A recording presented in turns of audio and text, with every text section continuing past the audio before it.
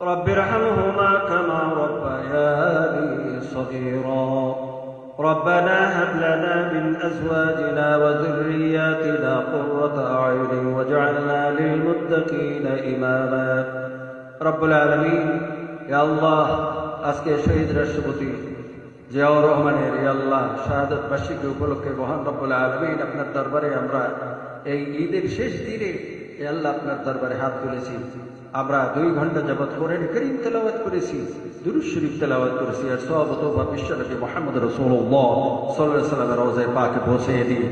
ইয়া আল্লাহ খাস করে আমাদের নেতা শহীদ রাষ্ট্রপতি জিয়াউর রহমান, যিনি তার জীবনের শেষ বিন্দু, শেষ রক্তবিন্দু দিয়ে এই দেশের স্বাধীনতা সার্বভৌমত্ব রক্ষার জন্য ইয়া আল্লাহ সারা জীবন চেষ্টা করেছিলেন।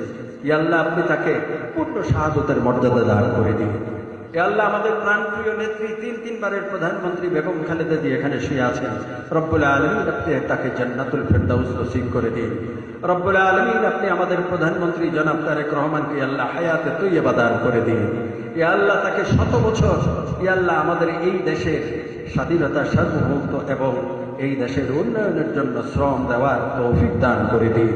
রব্বুল আলামিন সামনে বাজেট অধিবেশন রয়েছে, আল্লাহ এই দেশের কল্যাণের জন্য সকল কাজকে আল্লাহ সুন্দরভাবে সুচারু পরিচালনা করার তৌফিক দান করুন।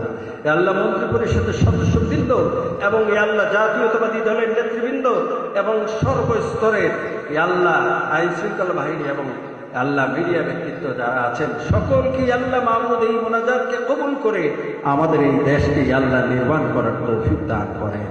সুবহান রাব্বিকা রাব্বিল ইজ্জাতি আম্মা ইয়াসিফুন ওয়া সালামুন আলাল মুরসালিন ওয়াল হামদুলিল্লাহি রাব্বিল আলামিন। আসসালামু আলাইকুম।